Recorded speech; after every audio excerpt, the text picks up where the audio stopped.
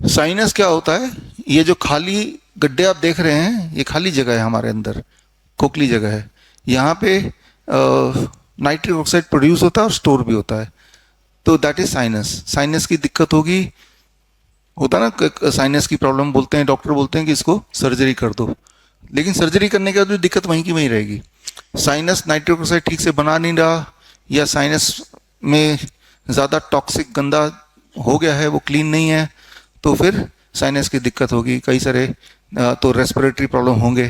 तो अब जो अस्थमा के पेशेंट हैं, लंग्स के पेशेंट हैं, जिनको टीबी बोल दिया गया है, जिनको ब्रेथलेसनेस होती है, जिनको खांसी जुकाम बार बार होता है, तो ये उनको ये समझना जो बता रहा हूँ अगले 2 मिनट में, और उनको ये करना भी है।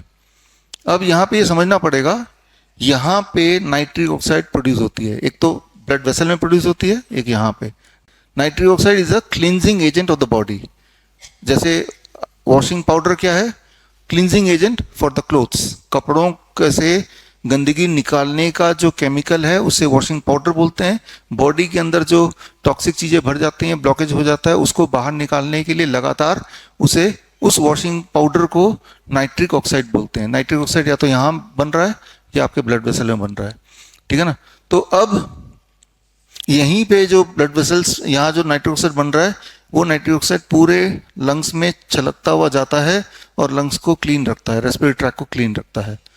लेकिन कुछ लोगों का वो बॉडी उतना ठीक से नहीं कर पाता, तो उन्हें अस्थमा हो जाता है ना, उन्हें फिर टीबी वगैरह इस तरह की बीमारी, लंग की निमोनिया हो जाता है।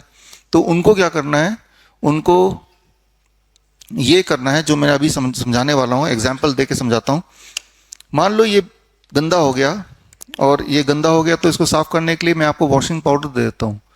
तो ये लिया आपने, वॉशिंग पाउडर रख दिया, तो अपने आप साफ हो जाएगा? नहीं होगा। तो आपको साथ में क्या चाहिए? पानी। ठीक है भाई, पानी भी उड़ेल दिया हमने। अब इसको रगड़ना भी पड़ेगा, तो जाके साफ होगा। ज़्यादा गंदा तो ज़्यादा देर तक रगड़ना पड़ेगा। तो कोई चीज़ साफ करने के लिए 3 फैक्टर हैं, एक तो मीडियम पानी, एक तो जो क्लींजिंग एजेंट यानी कि वॉशिंग पाउडर, राइट, और एक रगड़ना, फ्रिक्शन। ये तीनों जब साथ में होते हैं तो ही क्लीनिंग होती है, चाहे वो कपड़े की बात करें या हमारी बॉडी की बात करें।